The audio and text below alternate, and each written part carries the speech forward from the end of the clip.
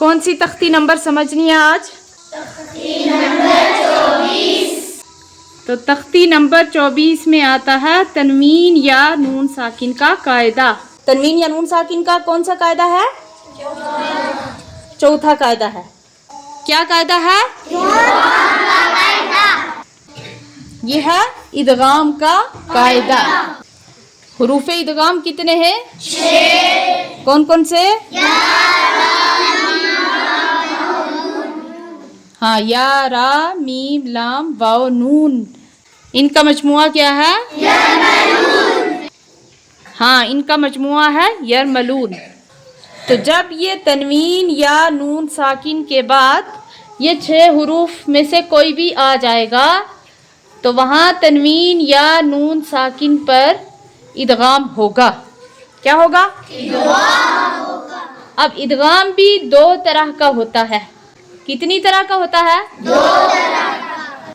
एक होता है इदगामे बिला गुन्ना और दूसरा होता है इदगामे मअल गुन्ना। अब हमने देखना है कि कितने हुरूफ पर इदगामे बिला गुन्ना होगा और कितने हुरूफ पर इदगामे मअल गुन्ना होगा। और जहाँ पे इदगामे बिला गुन्ना होगा उसको कैसे पढ़ेंगे और जहाँ पे इदगामे मअल गुन्ना होगा उसको कैसे पढ़ेंगे, अब ये देखना है। पहले हमने समझना है इदगामे बिला गुन्ना का कि कितने हुरूफ पर होता है और उसको कैसे पढ़ेंगे। ये क्या लिखा है? ये क्या? दोबारा पढ़ो इसको। हाँ, मिर रब्बिका। इसमें से कौन सा हर्फ हमने नहीं पढ़ा? हाँ, नून साकिन को नहीं पढ़ा। नून साकिन के बाद जब रा और लाम ये किस में से आ रहे हैं? हुरूफ़े इदगाम में से। जब तनवीन या नून साकिन के बाद हुरूफ़े इदगाम के 6 हरफों में से रा और लाम आ जाए तो वहाँ इदगामे बिला गुन्ना होगा। इदगामे बिला गुन्ना होगा। तो इदगाम का माना मैंने आपको पहले भी बताया था कि एक हरफ को दूसरे हरफ के अंदर मुदगम करना, मिला देना। मुदगम करना और मिला देना, यानी नून को रा से मुदगम कर दिया, यहाँ नून को खत्म कर दिया। किसको खत्म कर दिया? नून को। अब हम इसका हिज्जे करेंगे मीम रा जेर मिर। मीम के आगे ये नून है ना जी। इसको नहीं पढ़ेंगे।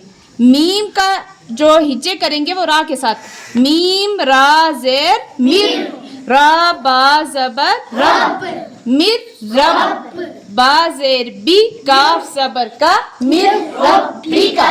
यहाँ पे नून को ना हिज्जे के अंदर पढ़ना है और ना रवा में पढ़ना है। इसको कहते हैं इदगामे बिला गुन्ना। आवाज नाक के अंदर ना ले जाने को बिला गुन्ना कहते हैं।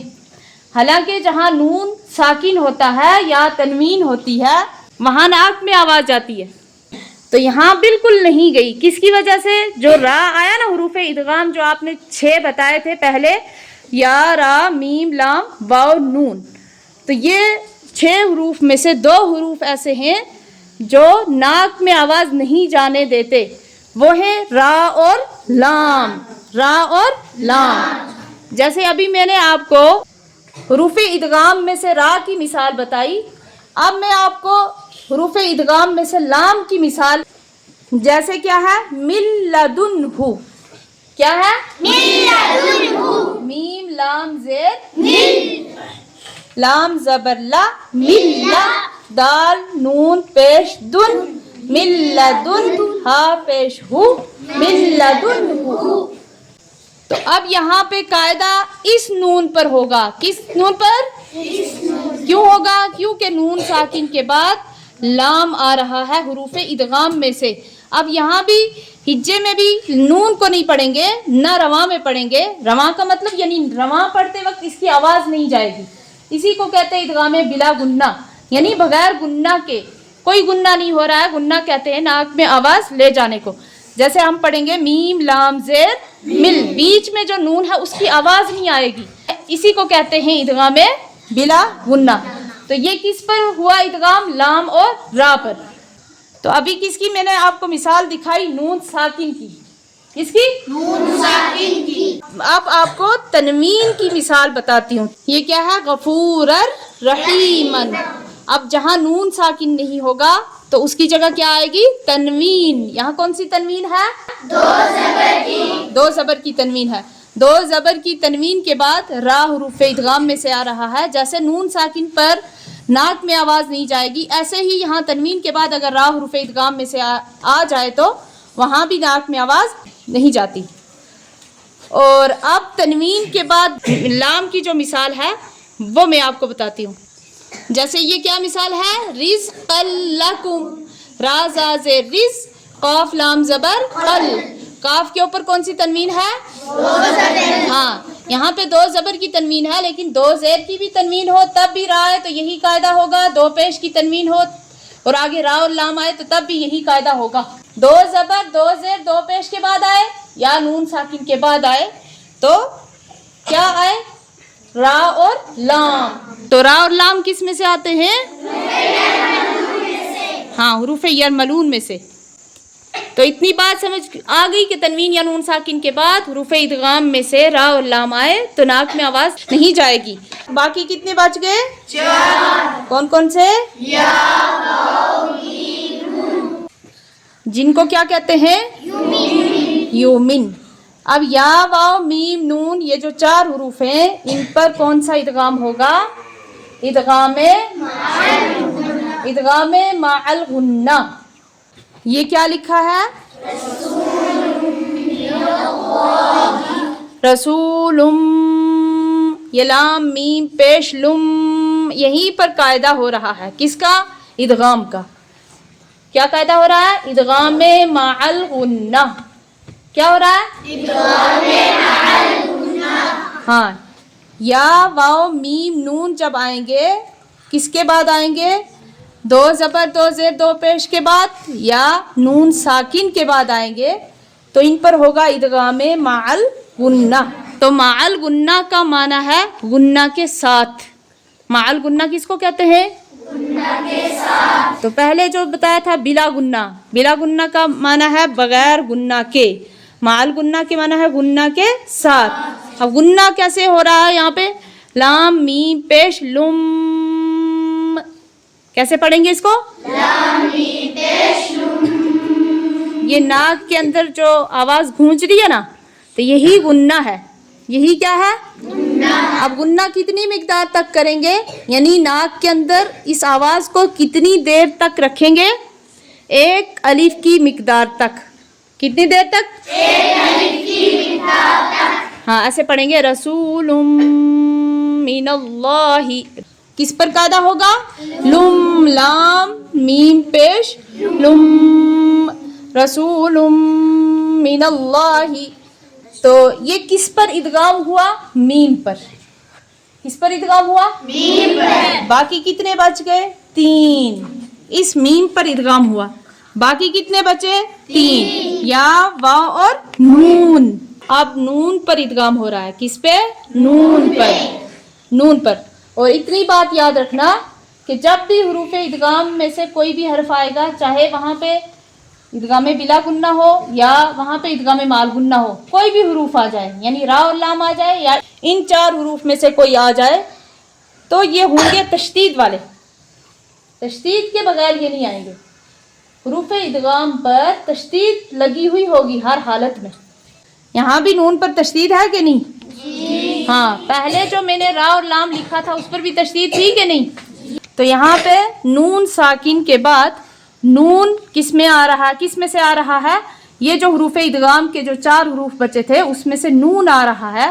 تو یہاں بھی یہاں نون ساکن کے بعد نون آ رہا ہے، لیکن کبھی کبھی تنوین یعنی 2 زبر 2 زیر 2 پیش بھی ہوگا تو اس کے بعد یہ نون آئے گا تب بھی ادغام مع الغنہ ہوگا.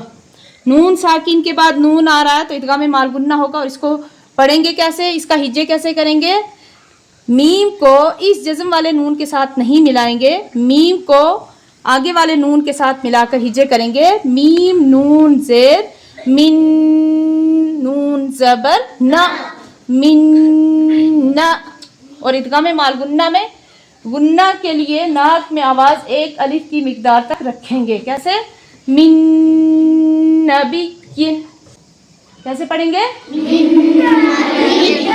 ہاں، ان 4 حروف میں سے کتنے ہو گئے؟ دو. میم میم اور نون. اب کتنے بچ گئے؟ یا اور واو. یہ کیا لکھا ہے؟ خیرن یرہ. یہاں پہ قاعدہ کس پہ ہوگا؟ تنوین پہ. کون سی تنوین ہے؟